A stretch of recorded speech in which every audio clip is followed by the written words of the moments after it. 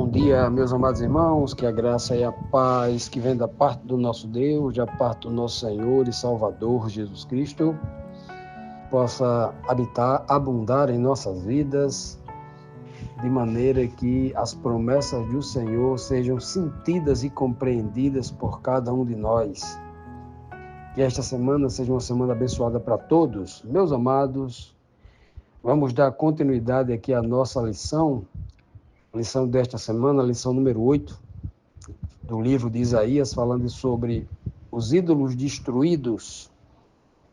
O Senhor prometeu destruir os ídolos que o povo de Israel, e em especial o povo de Jerusalém, haviam adotado, substituindo o Deus Criador, a quem eles confessavam da boca para fora que tinham uma aliança, e se tornaram em pessoas hipócritas. Diziam uma coisa, mas faziam outra. Pois bem, ontem, no domingo, nós examinamos, além do verso síntese, examinamos duas perguntas. A pergunta 1 e 2, que deu origem a essa lição. E aí, meus amados, o Senhor diz bem claro, lá em Isaías 9, do versículo 9 ao 13, que o povo havia se tornado...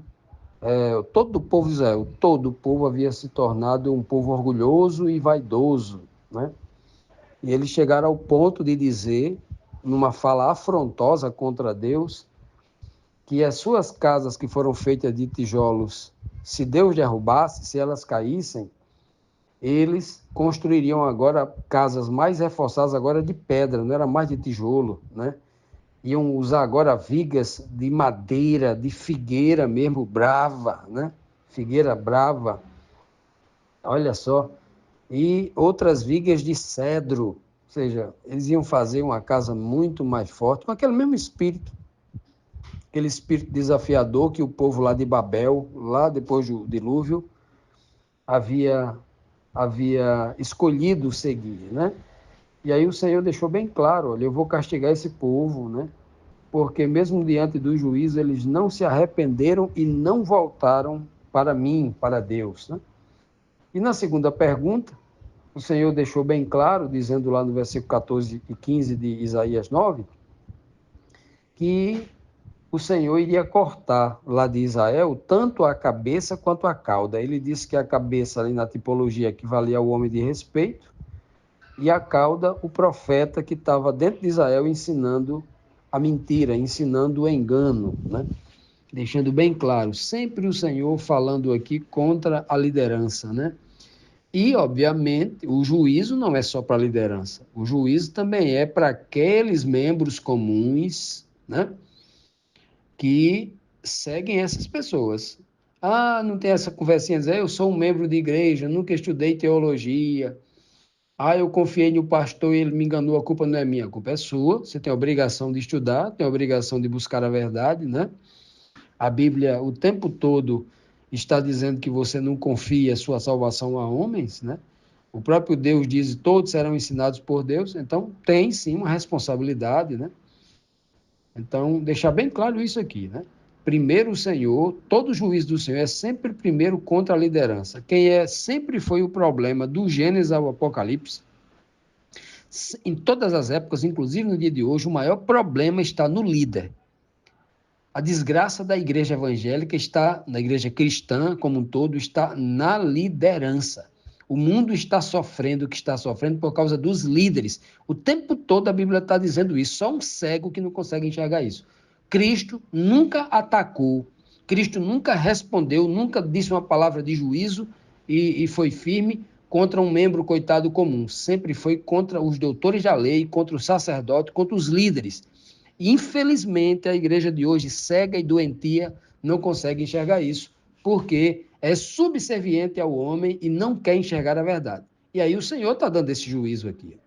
Vamos ver o que ele vai dizer hoje, na resposta aqui, nas mensagens que o Senhor vai enviar ao povo de Judá por meio do profeta Isaías. Na terceira pergunta, temos aqui o seguinte: o que acontecia com o povo que era guiado pelos líderes de Israel, ou seja, os anciãos e os profetas,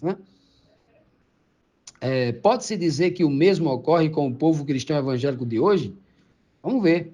Isaías 9,16 diz assim: porque os guias deste povo são enganadores, e os que por eles são dirigidos são devorados.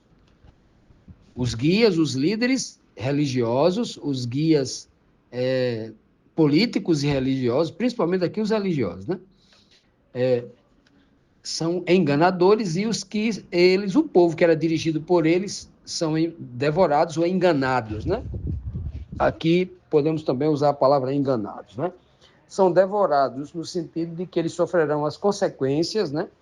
No sentido de que, num texto lá do profeta menor, vai dizer que o próprio Cristo vai dizer para a liderança dos dias dele, a liderança do povo judeu, dizia: vocês devoram a casa das viúvas. Devorar aqui também está no sentido de dominar e explorar as pessoas, como a igreja de hoje faz, né? Tem muitos líderes religiosos bilionários, milionários, explorando o pobre coitado que carece de ajuda, mas ele tira até o último centavo do pobre coitado que vai ficar sem o dinheiro do restante do mês para comprar o remédio, né? E a igreja não chega junto para comprar aquele remédio que é obrigação dela fazer isso, né? Obrigação espiritual, não religiosa. Religiosa a gente não tem obrigação nenhuma, mas espiritual tem. Então, meus amados, vejam bem aqui nesse texto, como esse texto é atual, atualizado demais, né? Então, ele está falando aqui dos guias. O problema aqui é os guias, o líder, aquele que orienta o povo, aquele que vai à frente, guiando as pessoas, mostrando por onde deve ir. Diz que são enganadores. Os guias de Israel são enganadores. Os guias deste povo são enganadores. Isso, Isaías falando diretamente para o povo de Judá, o núcleo religioso, a capital religiosa, onde estava o templo, o sumo sacerdote, todos os sacerdotes, está falando para aquele povo, né? E ainda tem gente hoje que diz assim: Israel, Jerusalém, o povo judeu é um povo sábio, é um povo que Deus abençoou, é um povo que tem a sabedoria, que Deus... Olha, preste atenção, né? No texto bíblico. O povo de Deus é diferente da etnia, né? O povo de Deus está em todo mundo. Ele pode ser um chinês, pode ser um africano, um europeu, um americano, um judeu, um árabe, né? Pode ser vindo de qualquer lugar. O povo de Deus é diferente, é aquele que tem o Espírito de Deus, não é aquele que tem uma etnia. E, infelizmente, a gente vê muitos pastores, né, religiosos aí, cristãos aí, evangélicos, né, pastores evangélicos, pregando essa coisa, exaltando a coisa da etnia, exaltando o país de Israel, a bandeira de Israel, como se Deus tivesse apegado a um torrão, a um lugar, né? Olha, tira as sandálias dos pés, porque o lugar que tu está é santo, não é o lugar, a terra, era por causa da presença de Deus, não é por causa que lá é um terreno especial, não. Infelizmente, tem muita gente aí apegado à letra morta e com os sentidos embotados, né, com a mente cauterizada pelo engano, a visão cega, né, uma trave nos olhos, não consegue enxergar a mensagem espiritual de um Deus espiritual que está falando para um povo espiritual, né? E aí, infelizmente, né, a maioria aqui ia receber uma condenação terrível. A maioria ia se perder. Ainda que Israel seja como Maria do Mar, só o remanescente é que será salvo. E aí, por ignorância, por falta de conhecimento, o povo do passado pereceu e o povo de hoje está perecendo, está mendigando conhecimento, não tem conhecimento da palavra, né? Porque não consegue enxergar que esta palavra de Isaías está ecoando mais hoje do que antigamente. Os guias do povo são enganadores, né? E o povo está sendo devorado no que tem e devorado, inclusive, na falta de conhecimento que o povo religioso não tem. O povo está indo para a igreja como quem vai para um clube. A igreja tornou-se num clube mundano. O importante é o encontro social, mas a palavra de Deus, o conhecimento de Deus, o estímulo para que o homem busque cada vez mais a Deus e seja íntimo espiritualmente de Deus, não tem. Eles não ousam falar isso, porque isso requer sacrifício, isso requer teste de fé, e o povo está acostumado à religião de facilidades, né? A religião tem apresentado apenas a busca de coisas materiais para viver este mundo, esta vida, para as pessoas tem sido suficiente. Acordemos, essa mensagem de Isaías não é para o povo de antigamente somente, é para nós hoje. Continuando, meus amados, vamos aqui para a nossa quarta pergunta. Como o Senhor reage diante dessa situação em que se encontra o povo e por quê? Reage, né? O verbo reagir aqui está no tempo presente, porque essa mensagem, né? Ela não é apenas para o povo de antigamente. Como é que o Senhor reage hoje? Será que Deus mudou? Será que Deus é um Deus que muda? Um Deus onisciente que muda? Ele mesmo disse que não muda, né? 5 versos na Bíblia, claro, mostrando que Deus não muda, nem varia, quanto mais muda, né? Tiago 1,17 é muito claro em falar isso aí. Então, como Deus reagiu em relação ao povo de Judá e como ele reage hoje com o povo de hoje? Ele diz assim em Isaías 9, versículos 17 e 18. Portanto, o Senhor não terá pena dos jovens, nem terá compaixão dos órfãos e das viúvas. Pois ninguém crê em Deus, todos são maus e falam tolices. Mesmo assim, a ira de Deus não passou, a sua mão continua levantada para castigar. A maldade do povo queima como o fogo que destrói o mato e os espinheiros, e como um incêndio na floresta que faz subir nuvens de fumaça. Então veja só com que imagem, com que tipo o Senhor está mostrando aqui, comparando a maldade do povo. A maldade do povo é comparado aqui a um incêndio e a gente vê a maldade na fumaça. Fumaça, né? Porque um incêndio muito grande, a gente vê uma coluna de fumaça muito. Então, a maldade ela se torna patente, né? E a fumaça ela não só é visível, ela deixa um cheiro, ela faz mal a todo mundo que está próximo. E até mata se tiver cuidado, viu? A fumaça mata. Então, vejam só. Aqui a gente pode questionar assim, como é que o Deus das misericórdias, o Deus da bondade, das compaixões, que na Bíblia inteira está pedindo que eu, como servo, você como servo, o povo de Israel antigamente, pudesse olhar com compaixão para o estrangeiro, para o órfão, para a viúva, e aqui ele está dizendo que não vai ter compaixão do órfão e da viúva. Não, aqui é uma linguagem completamente diferente. Ele não está dizendo que perdeu a compaixão, ele deixou de ser o Deus compassivo, o Deus misericordioso, não. Ele está falando contra o órfão e a viúva, que, sabendo o certo e o bem, escolheram o mal. Ele está julgando a maldade. E a maldade Deus julga no coração de qualquer um. Não tem essa conversa de dizer assim, Senhor, eu fui mal porque eu fui um coitadinho. Eu morava numa favela, estava passando fome, aí eu resolvi aceitar o emprego de matador de gente. E eu comecei a matar uma pessoa por R$ 5.000 para poder sobreviver, fazer a minha feira do mês, manter a minha família. Não. O Senhor não vai aceitar essa desculpa, não, porque é erro. Matar o outro é erro. Não tem esse negócio, não. Então, o órfão e a viúva, que seguiu os conselhos dos guias de Israel, o ancião de respeito, que se dizia que era a cabeça, o falso profeta, o líder religioso que pregava mentira, que seguiu ele, que ficou do lado deles, que apoiou a injustiça, o Senhor vai julgar, sem compaixão. Não existe você usar compaixão com aquele que foi mal por opção, tendo a alternativa de escolher entre o bem e o mal, escolheu o mal, né? Por maldade, né? Então, nós compreendemos claramente o que o Senhor quer dizer aqui, é um fato. O que significa que Deus vai julgar alguém com a justiça absoluta, plena, não significa dizer que ele vai julgar com uma emoção de raiva, porque ele ama fazer aquilo, não é nada disso, não. Ele faz porque é uma necessidade da justiça, é uma necessidade do seu caráter, do Deus Santo, né? Da própria justiça que cobra isso. Depois de oferecer anos, décadas, séculos de misericórdia, de bênçãos abundantes, de privilégios incontáveis que o povo de Israel teve, será que Deus não tem a autoridade, a moral, o caráter e a justiça de julgar dessa forma? Depois de atender o povo em todas as suas necessidades, né?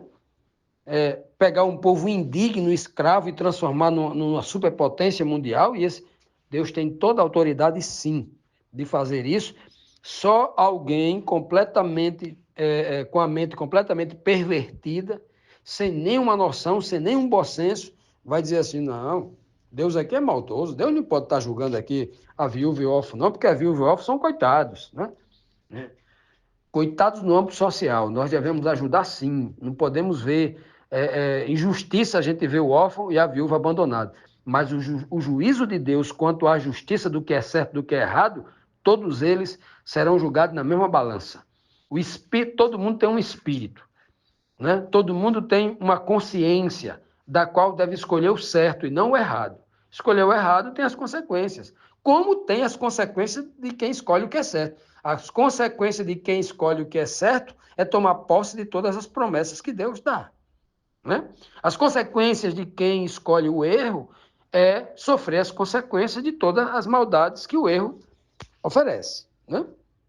Pois bem, e ele deixa bem claro por que vai fazer isso. Porque não havia ninguém lá em Israel que tivesse fé em Deus, que cresce. Ninguém, ninguém. Todos, sem exceção, são maus, disse o Senhor, e todos estão falando tolice. Veja que um problema grave é a fala. Nós vivemos numa era em que a igreja cristã, os pregadores, têm falado cada tolice, mas são tantas tolices que eles têm falado, né? E agora tem uma moda de fazer vídeos e mensagens rápidas em sites específicos, né? Onde se baixa esses vídeos. São cada tolice, são cada filosofia fora da Bíblia. É como se as pessoas, esses líderes, esses pregadores, ensinadores da fé cristã, é como se eles não lessem a Bíblia toda.